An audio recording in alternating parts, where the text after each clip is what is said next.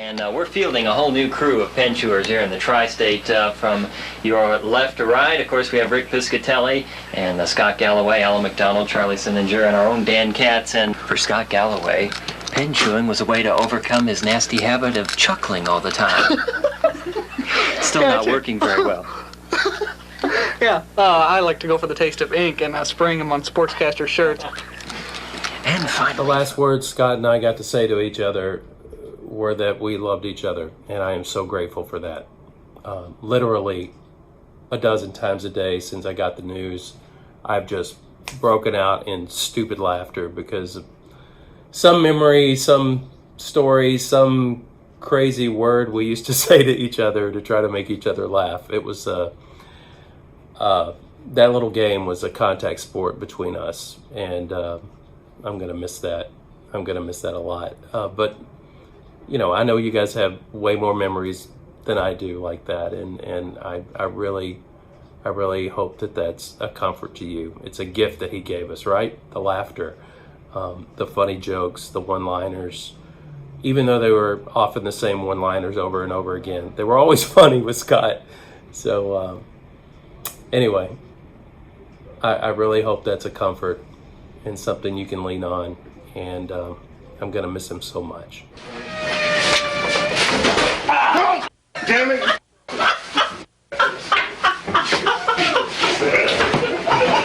So I worked with Scott for 14 years. I've known him over 22 years, and I have a lot of goofy stories, usually just day-to-day stuff, because we all know Scott and how just stupid little things would just trigger both of you, and you would just die laughing. It was hilarious in the moment. But one of my favorite little, I don't know if it's really a story, but it's an image, several images. And it was from the night that we did the infamous party bus for the Bachelorette party. Many of us know this very well. But I have to say, I was a little nervous thinking, okay, we've got Scott here. Do we have to keep it in check a little bit? He is the boss. I didn't know what we were, the boundaries here, but that quickly ended. We had those boundaries burned down pretty fast as soon as those bus doors closed. And I watched Scott, and I'm not saying I was sober by any means, so it probably was this kind of a mirror reflection, but at the same time, I watched Scott go from, hey, let's have a good time, to I am trying to be the most sober acting person in the world. And he tried so hard. I have never seen somebody try to act sober who was completely plastered before in my life. Never. And he did a terrible job, and I reminded him of this constantly. But that's one of the many stories I have about Scott, and they were all good memories. That's what I love about Scott. I have just nothing but love and happiness and laughter from this guy. And I really think that's the key message, the key thread that we all have about Scott, is he just made us feel good. We had a good time around Scott. He was our big brother. He was our, he was just our friend, and he was such a good friend. I had some low points in my life in the last several years, and without fail, every time, the top three, he was always one of the top three people that would message me or call me as soon as it happened, as soon as he found out, and say, hey, how are you? What can I do? That's the kind of guy Scott was. And the memory I am always going to keep with me. And my heart just bursts, and my love for Shelley and Emily in this very difficult time, and for all of us who knew him. We are going to miss him, and we're going to always miss him. And I'm going to have a lot of good memories when I think about him. Green, turn it down. Turn it down. He is loud. Oh, boy. He was loud, wasn't he? Now, let's see. Dave Shore's send-off tape. That's this week's project. It's got to be loud. Right. Well, it has to be loud. What else can we do for him? Well, Hey, everyone. Buzz Anakin here. My actual name is Brian, in case anyone was curious. I don't think Scott called me anything but Buzz, so this is appropriate. Shocked to learn of Scott's passing. Been thinking about him and the family ever since I learned. my very first shoot in my 2 years at Channel 14, he paired me with the legendary Jay Zimmer. Jay, if you're there, hello. And he put me in a vehicle called Live Truck 2. I don't think we even need live trucks anymore, but we weren't going live, but he wanted me in that truck. It didn't start all the time. It had air problems, air conditioning and heating issues. And I imagine he was laughing and giggling the whole time I was on that shoot. So I'll never forget Scott, and I'll never forget his laugh. Thinking about the family. Hope everyone's well. Happy hours at 6 at Scott Galloway's Bar and Grill. Shelley and Emily, you were both gifted with a character in Scott. And by character, I'm talking about the things I think of when we call someone a character, the things that made Scott so distinctive. His sense of humor, his spirit, his sarcasm, so much sarcasm. And the fun, so much of that too. I remember one night in the newsroom, David James called all of us down for some sort of nonsense. And it just made Scott giggle even more and even more deliriously happy that we had gotten in trouble, so to speak, with the newsroom dad. Sorry, David. Back to his character, though. So when I think about character and how it relates to Scott, I think about his goodness. He was fair, he was helpful, he was kind, he had high standards, he was competitive. I already said that he was helpful, but that one rings true over and over again. I think about the many, many years that I knew Scott. I started at WFIE when I was a kid. I didn't know anything about anything, much less the broadcast news business. He was very patient and kind and a great teacher. And I was often on the receiving end of his help, and that went on for many years throughout my career. We would see each other at news director meetings, and I remember talking to him about the transition into management and just always being on the receiving end of his advice and wisdom and his help. He was proud, so proud and appreciative of his family. He often talked about you guys and his dad specifically, and Emily. He was so proud of you, of your accomplishments in school, your sense of humor, your shared love of dogs. It was really fun watching you grow up through your dad's eyes. Shelley, you've had the best seat in the house to all of those great attributes that Scott possessed and even more, and that makes the loss even greater for you. I wish I had the right words to comfort you and take away the pain, but I know that you will take comfort in the memories. Cherish them, all the nicknames, the inside jokes, the holiday traditions, write them down so you don't forget. He loved you so very much, and you and Emily and the pups and the extended family made him so very happy. It is hard to picture right now, but one day will come when we think about Scott and a smile comes to our face before the tears. Take care of each other. Know how much Scott was loved and how much we love each of you. God bless. I have so much respect and really looked up to Scott. We both sort of were on the same track, parallel tracks, him in the newsroom, me in production. And whereas Scott would, I would notice that he was loved by everybody, always making, doing a really good job, getting people, inspiring people, making people laugh and having a good time. Whereas I was, throwing trash cans at anchors and busting doors and making camera people cry. So I guess I'm the bizarro Scott or the anti-Scott. So, and then at one point, I won't name names, but Scott was kind of like working for Hitler and I was kind of like working for Stalin. And Scott did a much better job negotiating, dealing with such characters in the newsroom, whereas maybe I wasn't as successful. So anyway, but yeah, Scott was just someone I almost took for granted because we both there were for so long working. I figured he'd still be here working with us, and I'm still there. I can't, which is amazing. But anyway, I'll always have so much love and respect for Scott, and we're all going to miss him so dearly.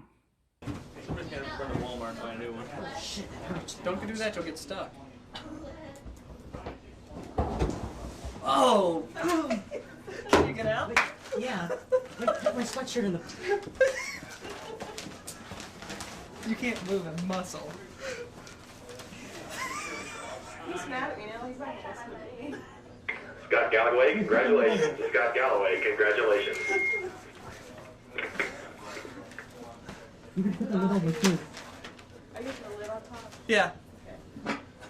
Oh, I'm loving it. He breathes. He's gonna die. How are we gonna get him in here though? Should I just hold it in? Very good.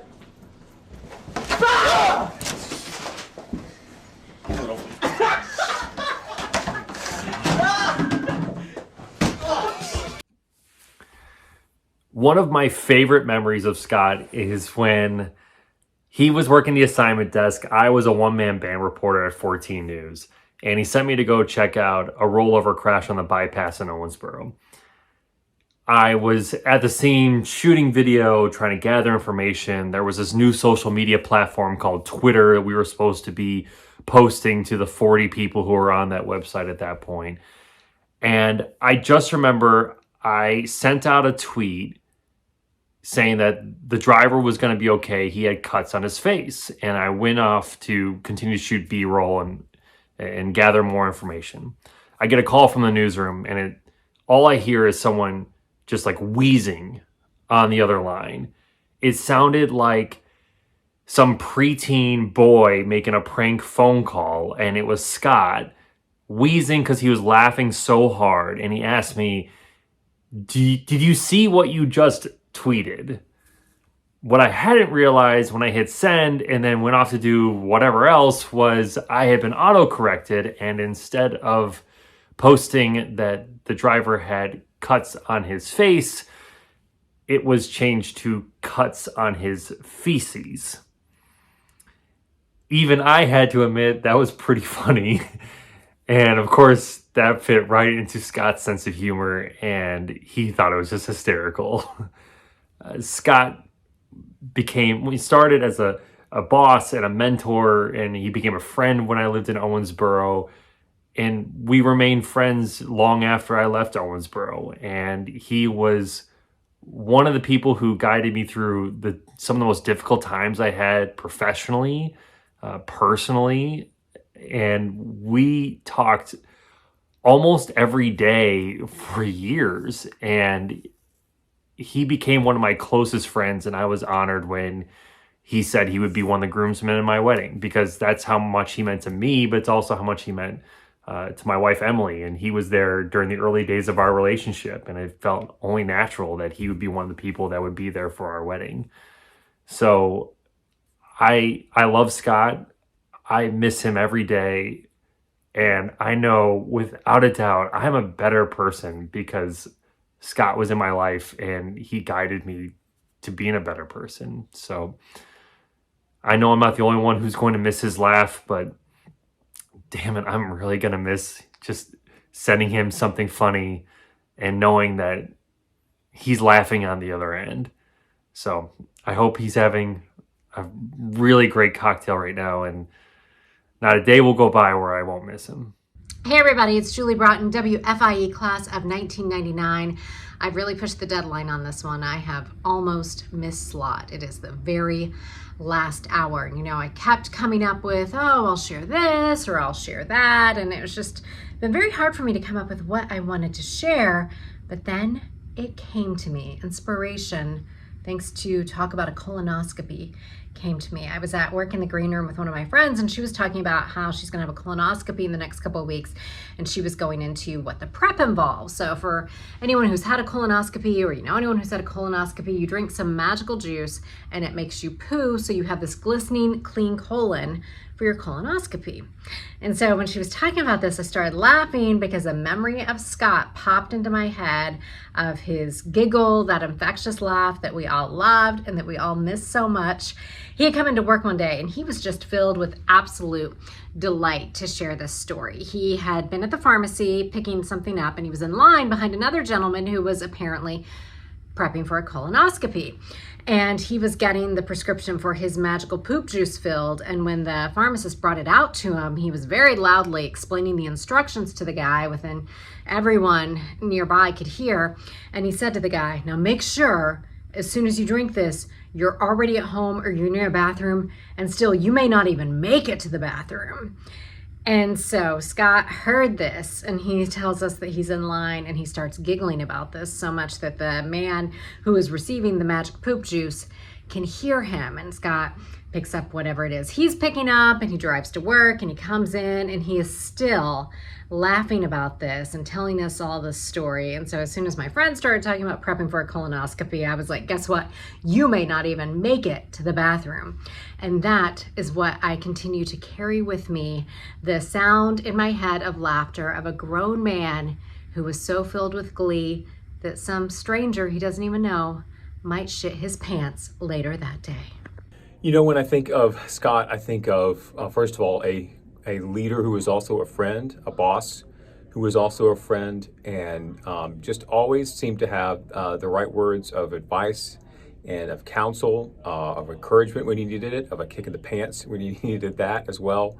And always that laugh, that dry sarcasm that I could so easily relate to and that was so helpful in some of those long days. He could roll his eyes at the right times. He could be helpful and encouraging at the right times. He just had a great sense of timing and of when knew what to say and when you needed to hear it. And he was so good at that, both when I worked there for the short time I was at up on 14 on the Hill and also long after. So I just am so sad, shocked at his loss, certainly as I'm sure so many other folks are. But so glad that I was able to know Scott, to consider him a friend, and to spend a couple of years under his leadership at a very formative time in my life and career. It just always meant the world. And so just my love and my thoughts and prayers with all of Scott's family and friends. I wish I could be there to honor and celebrate his life. But again, so thankful for the great contribution that he made to not just me, but so many others who have come through that place over the years. Well, I put off doing this because honestly, I hadn't been able to talk about Scott without crying, but I definitely wanted to send a message your way to tell you about how wonderful of a person he was, as if you didn't already know, but just what he meant to us. And I tried to think about, there's so many different things I could talk about, but the one thing that kept coming back to me was the fact that we used to call Scott our mom.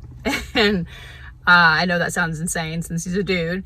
It wasn't obviously about his sex, but about the fact that he embodied everything that a good mom is. We had the abusive, mean, angry father figure in the newsroom, and we were the little scared children, and Scott was the person that got in between us and protected us and made us laugh and made us feel cared for and supported us even after we left home, So I talked to so many different people who have stayed in touch with him. He stayed in touch with everyone and continued to care, even after he left and after we did. And that was who he was. He was everyone's best friend.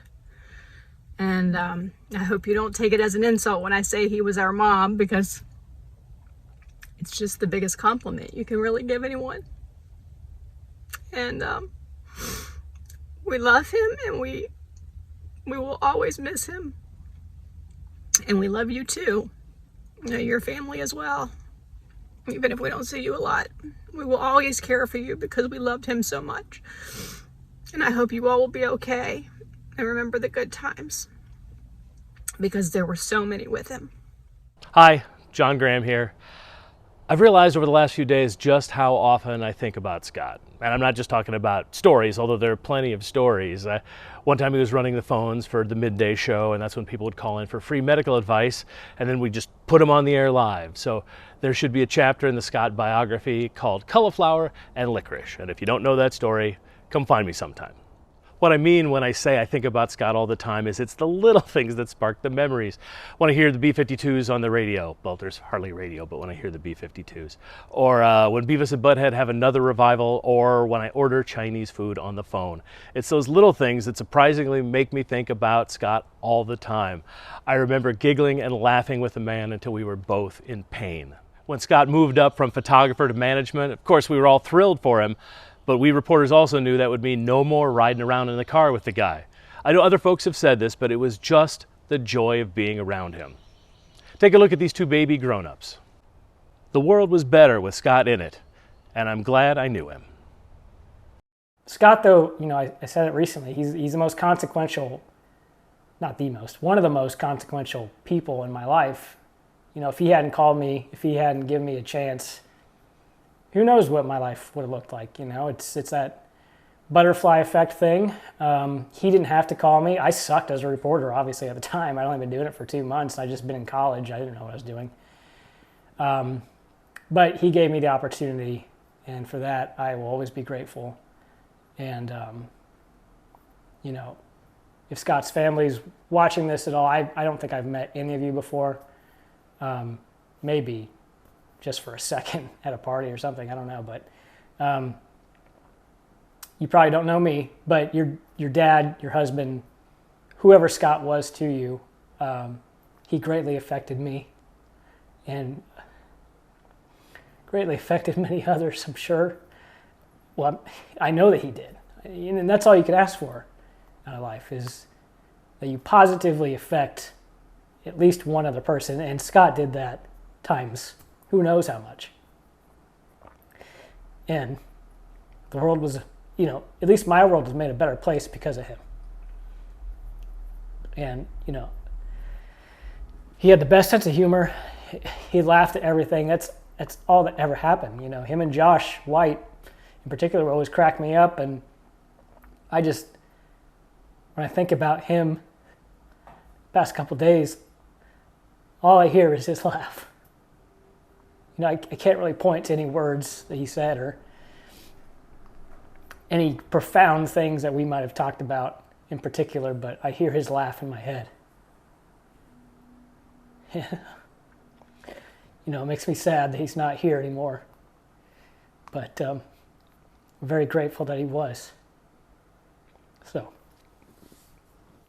Scott was obsessed with marathon runners who would poop themselves before they crossed the finish line, that they were so determined to get a good time that they wouldn't even stop and use the bathroom.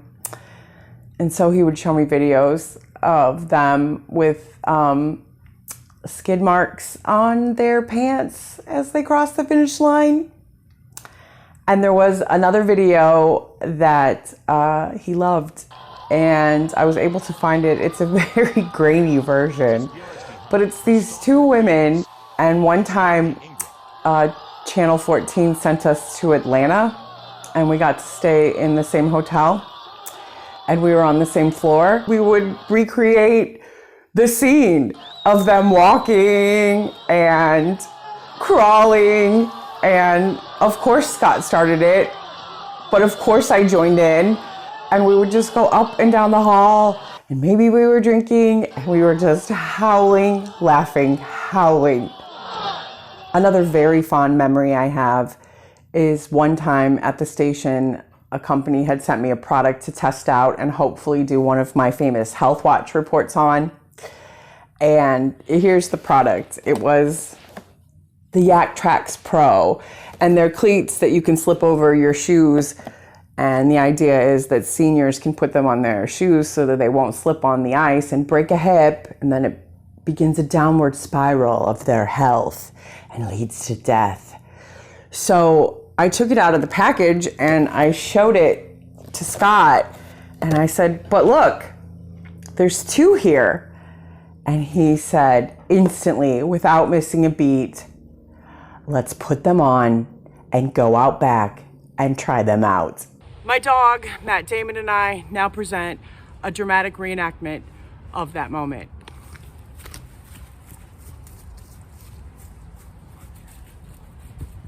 Thank you, Yak Track. I can run on the ice.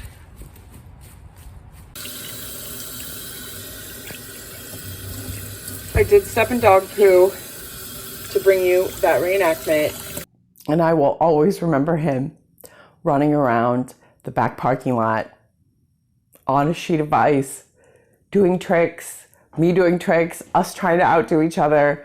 And he was smiling and he was laughing, and he was always smiling and laughing, and he was the best audience, and he was the best cheerleader, and he made me feel funny, and he made me feel special, and he listened to everything I said, and he was exactly what I needed at that time in my life. He was my hero. He was my therapist. I loved him so much, and I know that he loved me because I could feel it. Thank you for sharing him with me, Shelley and Emily. Your pain must be unbearable because I know mine is. Well, there's about 1,001 things I could say about Scott Galloway, specifically about what he did for me personally and professionally, just the conscious efforts he made to help me. But you know, 1,000 other people have already said that and will continue to say that because that's just the person he was. And another general consensus is how funny he was and how much he loved to laugh and made all of us laugh. Most of the time pretty inappropriate stuff, but it was a blast. And I've worked in the newsroom for the 7 years after he's been gone at WFIE, and we still have fun and we're still a family, but nothing's ever going to match what Scott Galloway brought to the table as far as humor and a good time. So I do want to tell one funny story real quick about Scott. This was several years ago. It was in 2008, and it was so weird. I don't know why. I just so happened to know, I had spoken with my mom on the phone or something, so I knew that she was at Sam's Club with my grandma. And I don't know why I told Scott that, but he knew it too. I can't remember the details, but anyway, we knew they were there. And at some point we heard over the scanner that an old lady, it's not funny. Okay. We heard that a lady was having a heart attack at Sam's, and Scott giggled and said, I bet it's your grandma. And yeah, so it was my grandma. And the look of sheer just terror, and his face was white as a ghost when I found out that it really was my grandma. But I can laugh about it now because she was okay. She lived for a very long time after that. But one thing, the reason that they were at Sam's is because they'd always get big Texas cinnamon rolls for my grandma. And not even a week later, Scott was in Dudley's trying to decide what he wanted out of the vending machine. And I said, you should get a big Texas cinnamon roll. And he said, no way, do you want me to have a heart attack? And I just looked at him and I was like, too soon. And he didn't even realize what he had said. And he, again, felt so bad. But it was something we could definitely laugh about for a long time after that. And I have 1,000 other things just like that I could tell you about Scott and just the crazy stuff that happened during our time together. I spent 10 years with him. We sat 2 feet apart, in the newsroom for 10 years. And so many people have said he's their best friend. I think Shannon Sampson said, when 50 people think that you're a best friend, then you've got a good person. So just cling to those memories and just know how lucky we all were. It's a shame that not everybody got to have a Scott Galloway. So we're all really lucky. That's the way the weather looks. Now it's time for sports, and sitting in today for Dave Shore, who's left us, is Scott Galloway. Scott, welcome to Newswatch. What do you got for us today? I got Pacers, I got Colts, and we'll have highlights of that and all. And Pacers lose another one? Yeah, they sure did, Dan. Dave liked the Pacers. And you're leading with it? That's right. Yeah, That's right. okay. Well, that makes a lot of sense. That's right. Dave would have done that. Yeah. Yeah. That's right. Okay. We'll have all that and more in just a moment. And Scott Galloway is on the 21-day disabled list. We'll have more in just a moment.